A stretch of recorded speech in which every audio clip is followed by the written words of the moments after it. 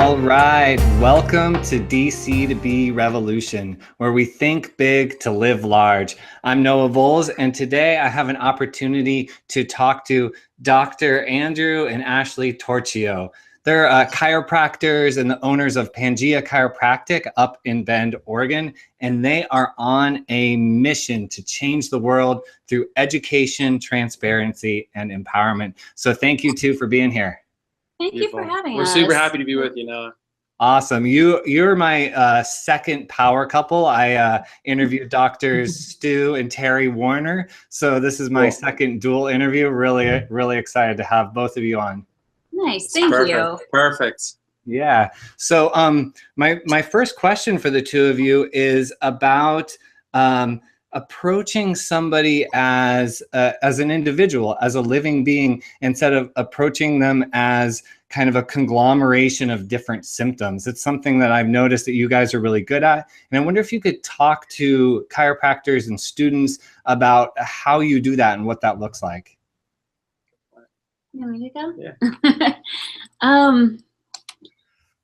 I think the first thing that we do is that I'm not going to pretend like I don't recognize their symptom, because I don't want them to think anything they're coming in with doesn't matter to me, because it does matter to me.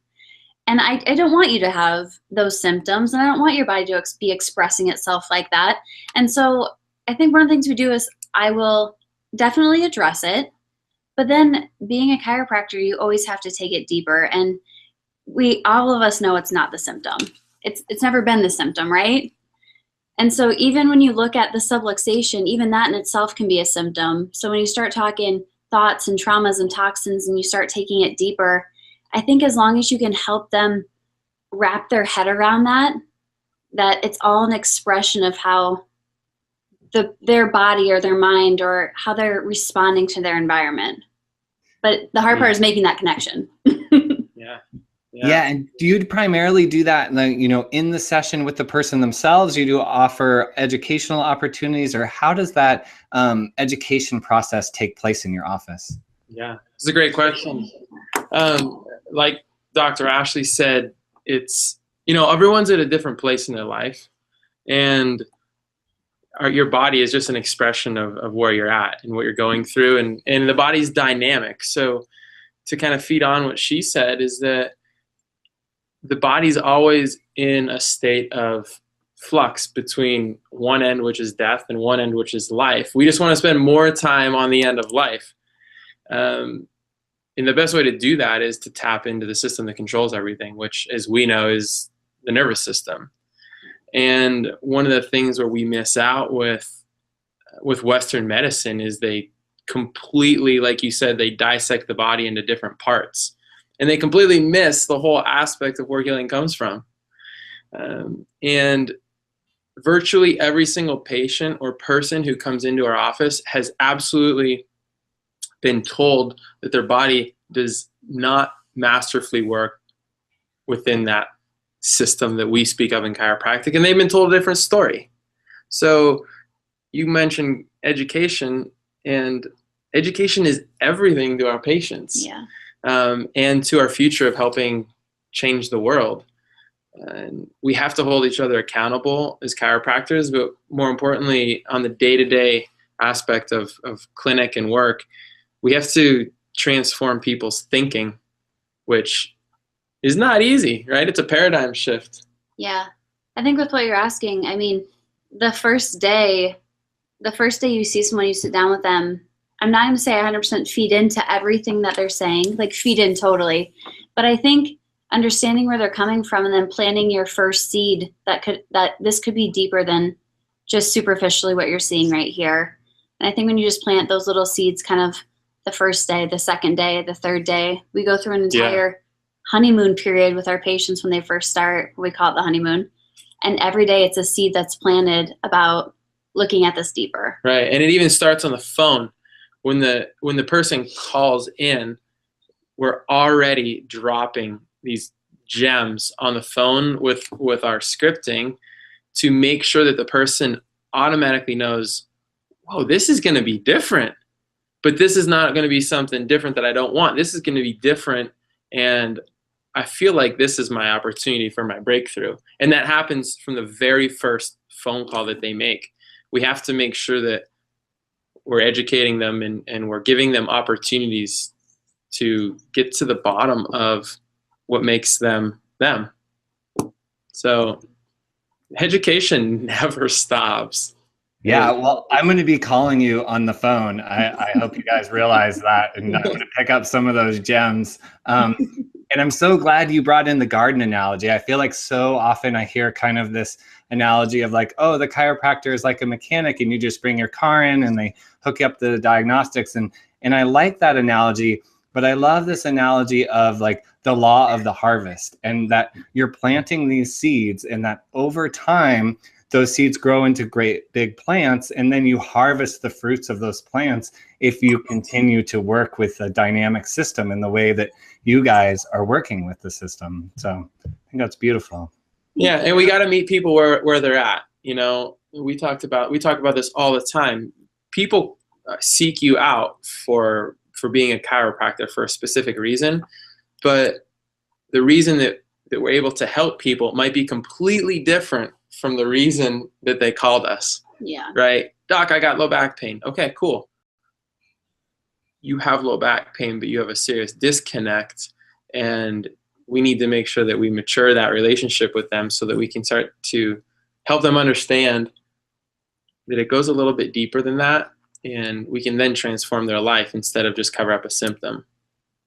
Yeah. You know, that leads me to my next question, because I feel like maybe you cultivated some of that skill on this trip that you went on that you called To Kairos Mission. And I wonder if you could talk a little bit about what that trip was and how that helped you develop that skill of meeting people where they are. Very good. Go ahead. We got a crazy idea when we were in chiropractic school that we were going to do something different. And we met in chiropractic school in Davenport, Iowa. And we decided that we wanted to travel, see the world, but also save lives around the world. And maybe selfishly, we wanted to test chiropractic in some sort of way. Yeah, I think it's okay to say that. And one thing led to the next, and the next thing you know, we were graduating, and a week after we graduated, we were on a plane flying to India. And the unique thing is that, and you hear chiropractors say that all you need is chiropractic. But when you're in a country where you can't understand the language that they're speaking and you can't communicate verbally with them, you have to let go of all of that verbal communication, and you have to look within to all the other valuable communication skills that we have that we completely forget about because we just verbalize too much of what it is that we're dealing with. So we had the opportunity to work with thousands and thousands of patients all over the world and never even speaking their language, never knowing what their symptoms were, never knowing what they were seeking. But deep down inside, we knew that chiropractic was going to help serve them. And every single time it always did. So that really transformed us and really kind of allowed us to go outside of our shells and discover truly what chiropractic was all about. Yeah, I think when we started To Kairos Mission, the first time we went to India, we practiced in a doctor who had already set up the practice and had been there for a couple of years. And he invited us in to work there like over our summer breaks. We were only there for a month the first time. And I think once you go there and you see that, whether you do any mission trip, I think they're so incredibly important because there's something about being in school that steals just a tiny little bit of your soul and a tiny little bit of everything that you thought was possible when you first came in. Your chiropractic philosophy, because all these doctors are telling you how great it is, and then you get to clinic and you're like, wait, so I can't adjust that guy? And they're like, no. And you go, oh my gosh, that person needs an adjustment. That's all they need. Right? It's like every single board question, refer out. Refer out. Like, what? For what? For what? Yeah. And so I think when you have that, deciding to be in that mindset, and then for us to be, okay, is this a mindset I want to take with me as we start our practice together? And it wasn't. I wanted that fire and that drive that we had in India the first time to come back. So I wanted that flame to be ignited all over again, because we were so passionate and so driven when we got home that we literally finished up as fast as we could in the clinic, in school, did preceptorship, and got out, and immediately we went back into what made us feel like we came alive again. And being able to travel and teach people chiropractic all over Southeast Asia and India, and we are adjusting Sherpas as we're hiking in Nepal, and to be able to do that, I mean, that's what really brings you back to life. Someone that knows absolutely nothing, and then they're like, this is amazing, why don't I know this? Which is what I want out of Americans, but it's a harder sell here, because we're so integrated with everything else that's going on. Yeah. We're literally in the bowels of the medical system right now, and so to do it there, it's so easy, and they get it, and they get that interconnectedness. Everyone wants what we have. Yeah. No matter where you go, everyone wants chiropractic. They do, and once they get it, it's like, of course. Why haven't we always been doing this? It's like, yeah, that's exactly what I want. Why haven't we always been doing this? So we want to be able to bring that back to the States when we came back. But Kairos Mission was a nonprofit. We had a for-profit clinic, but every weekend we would either go to an orphanage and we'd adjust all the kids, or we'd go to an ashram, and as many people as they could line up, we'd adjust and stay as long as we could. Oh, beautiful.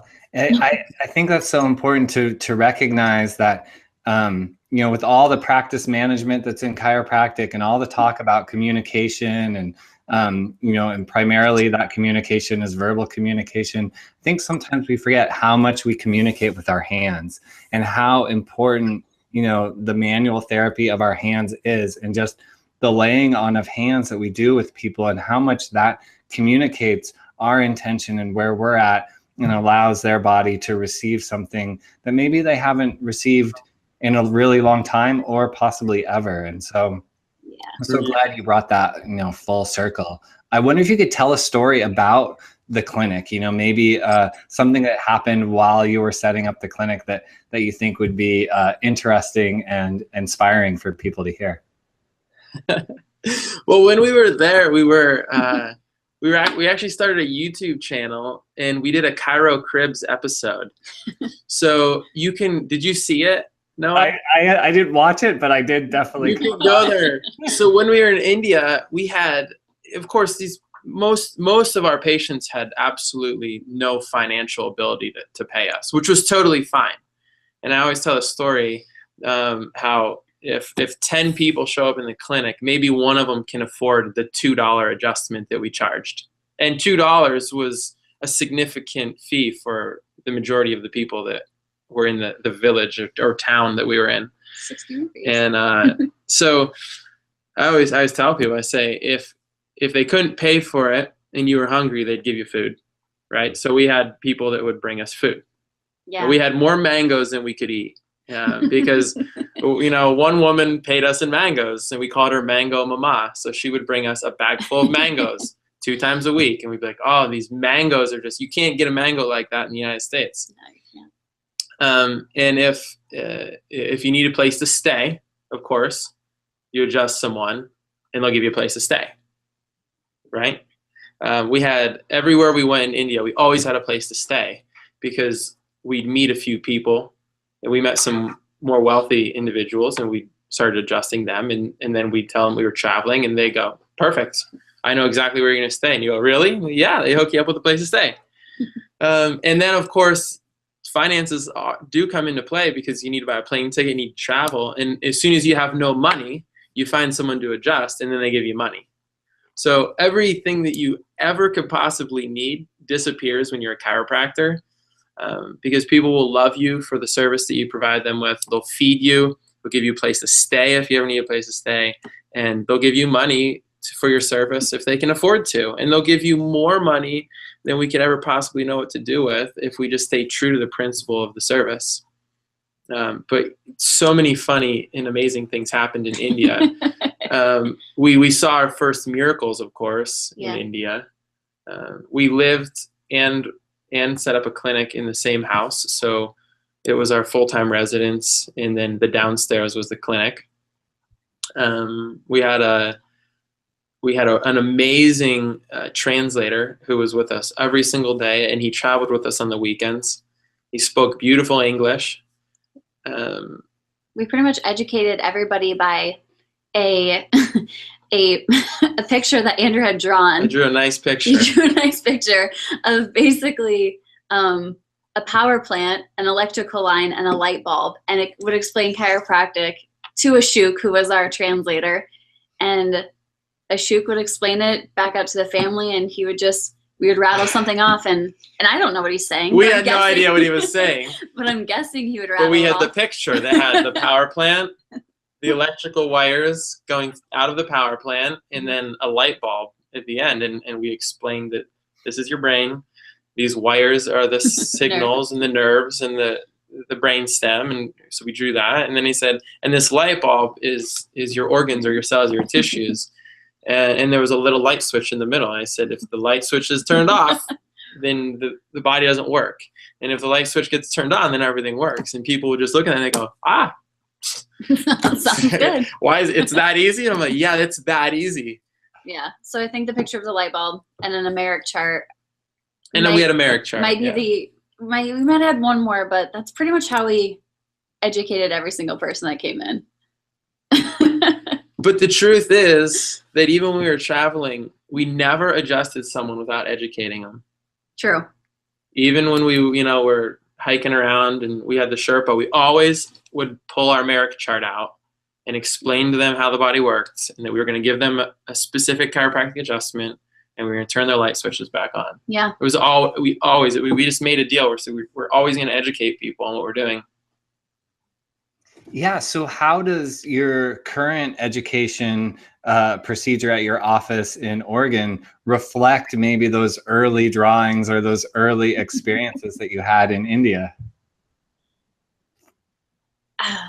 That's funny. We do from, like Andrew said, from that very first phone call, it's already trying to maybe shake their paradigm up a little bit. And then after they come in that first day and we sit down together, and one of the first things I tell them is that I said, I read over your application for care, and I know that you think I'm going to ask you about where it hurts, what makes it better, what makes it feel worse. And I always say, I'm not going to start there.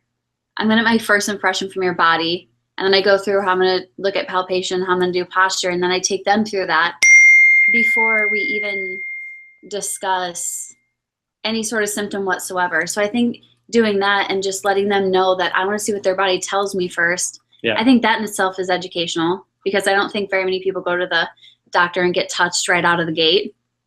And then from there, we never adjust anybody on the first day.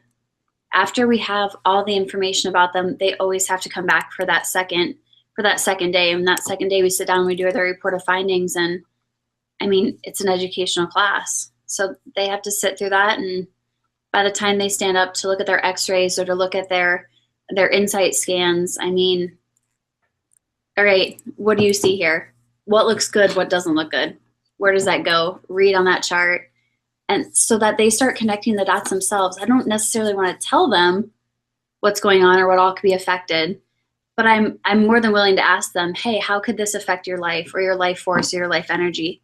How could that affect you or your family or those that you live with? I mean, all of these things start coming together.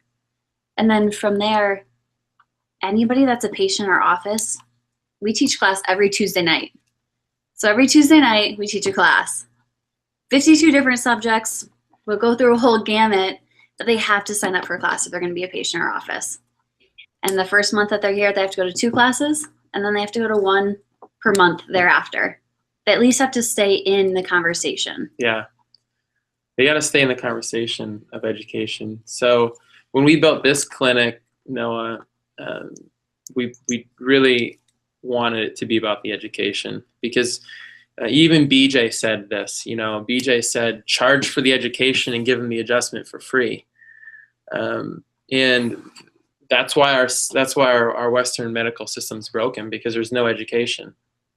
They'll save your life in a moment of crisis or a heart attack, but then they won't do anything after they've saved your life to ever prevent it from coming back, which is why most people, when they're stuck in that system, they're in it until they're no longer with us.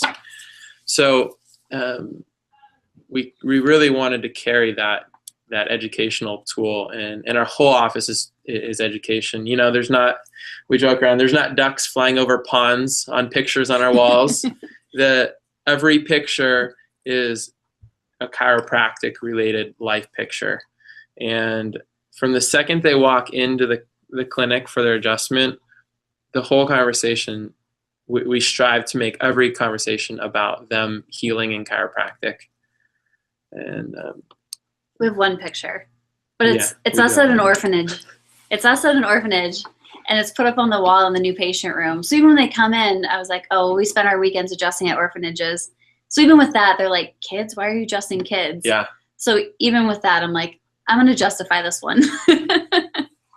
Yeah, beautiful. And I love how your whole process, like the whole education process, then puts the responsibility in the patient's hands and empowers them in a way that they're taking more control, taking more charge of their health, because you're just providing the information, and then they're able to, you know, digest that in their own unique way and then make decisions that reflect the way that they've digested that information. I think that's so perfect. I mean, everyone's got to make a mental choice whether or not they're willing to receive the gifts that we have to offer. I mean, it's our job to give them the opportunity to see something new that they've never had the opportunity to explore.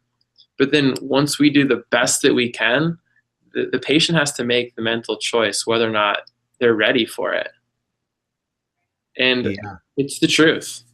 And that's why, as chiropractors and as chiropractic students, we have to keep the conversation about education, because this is a paradigm shift that we're asking of most people.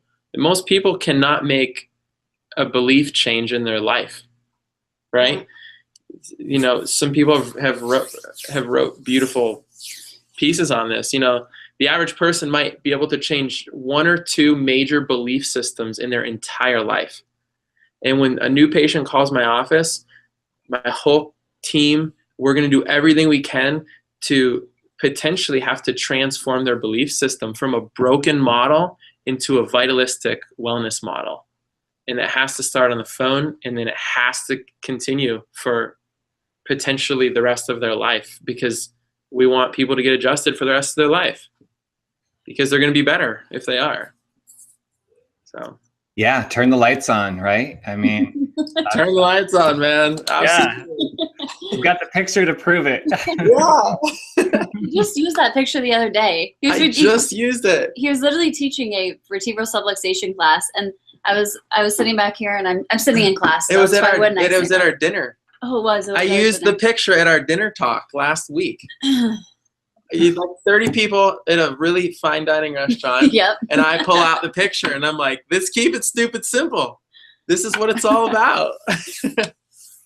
I love it. And really, you know, it is that simple, and that's the beauty of it. And what I love about like this, getting people into this paradigm shift and changing people's beliefs, like from your perspective, how is that change in the way people think going to ultimately affect the world? You know, how is that going to ripple out, and what kind of change can we anticipate on a global scale if we're able to change people's paradigms for the better in this way?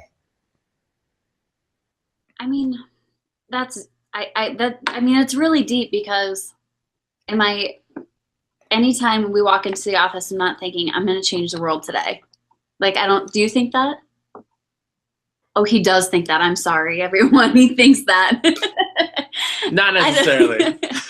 I don't think when I'm walking in and I'm like, I'm going to change the world But today. you're focused. You're super focused on what you're doing. Yeah. But I think with each person that walks in, you're like, I'm going to change their world today. Yeah, nice. No matter what it is, I'm going to change their world, and however that affects them, whether they respond to it positively or negatively, and it's fine, because either way, I mean, it's okay. It's okay to have that gut reaction to something that you don't necessarily want to agree to or even feel like it's right. And that's fine. I'm okay with that too. But knowing that getting to change an individual's world, I mean, that in itself is the ripple effect, right? Yeah. Because then they get to go home and. Or their kids. Yeah, their kids, 100%. Oof. Or yeah, and then all of a sudden it's their kids, and then it's their grandma, and then it's entire family, and then from family comes community, and you get the picture. I mean, it is a ripple effect, but I'm not thinking in my head today. Today I'm changing the world. I don't think like that. I mean, there's a lot of big things going on in chiropractic right now. And let's be honest, the world sometimes is a messed up place. You know, if we look at what chiropractic's done, there's 7 billion people on earth right now. And the potential of what we can do for this planet and mankind is beyond my wildest dreams. And I know it to be true. I don't just believe that, I know that. And there's 76,000 practicing, something like that, chiropractors in the United States. And back to India. And you know Brian Kelly. Brian Kelly was doing some work trying to get some stuff going in India, and I'm sure he still is. When we were in India, there was there 12? There was like 12 licensed practicing chiropractors in the country. And there's 1.5 billion people that live there. And sometimes when we get out of our comfort zones of the United States, and I mean, chiropractic is a household word. You know, there's that commercial on TV right now, Cellular One. The guy falls down on his skis and he's going to call his chiropractor. I mean, people know what the word chiropractic is. Problem is they don't know what it is. Yeah. And sometimes when we travel outside of our country that doesn't have their own perception of something, unfortunately, it's sometimes the wrong perception. People are more ripe to the idea of allowing the conversation to go where it needs to go, and they're more ready to receive. However, people in the United States are ready for what we have more now than ever before. Yeah. Never before have less people had confidence in our healthcare system, ever in the history of the healthcare system. So, you know, students ask us this all the time. They say, well, is it a good time to be a chiropractor? Man, it's the best time to be a chiropractor. There's so many messed up things going on out there. And when people come into your office, when you graduate, Noah, and they get to hear what you have to say, they're going to look at you and smile, and they're going to give you a hug before they ever give you money. Because they're going to go, oh, someone's on to something cool. And you're going to go, yeah, well, chiropractors, we've been doing this for 120 years, you know. But in their world, this is something new to them. Brand new. And it's brand new, and they are so ready for it. And, you know, and when you're a principled chiropractor and you're teaching about chiropractic, it doesn't matter if they've been to 20 chiropractors before, they've maybe never heard the chiropractic message. And they'll look at you like you're the first person that's going to change their life, and you will be. Yeah. So, yeah, we can transform the world for sure. And we will. And yeah, we will. It's already happening. This has been great. Where can students, chiropractors, people who are motivated by this conversation, how can they find out more about you? How can they get in touch with you? What's the best avenue for that? Yeah. Well, our website, pangeachiropractic.com, is a great way. Also, our Facebook page, we actually Facebook Live all of our health classes on Tuesday nights. So if there's students out there that are already starting to think, okay, I need to get some ideas of where I can start, some material, because we wrote all of our own healthcare classes, and we still do, and we put them out there live so that people can use them and steal them, and or stay in the conversation with us. So watch our Facebook Live videos on Tuesday nights. Of course, they're all saved on Facebook. Or Noah, I'll give you our email address before we leave. Students can email or call us too. So everything will be available. And just everyone's welcome to stay in touch with us and in the conversation with us. And hopefully we're going to be going back to India soon. Yeah. Real soon. I have a brother at Life West right now. So we're working on setting up some mission trips back to India. So that's another opportunity if students are ready to go, see some miracles and get their hands tuned in, then everyone's welcome to join us for those as well. Awesome. Thank you for providing all those amazing opportunities. And I'll definitely be there this Tuesday listening to your guys help talk on Facebook Live. I've been thinking about, all the talks that I want to do when I get out. So I'd love some great examples of that. So this has been a production of DC to Be Revolution, where we think big to live large. Please subscribe to the channel, like this video, make some comments below, especially would like to get the conversation going. I think this is really important, everything that Dr. Andrew and Ashley have offered. So yeah, join us, and thank you two for being here. Really, really great, valuable stuff that you offered tonight. Really appreciate it. Thank you. Thank you so much.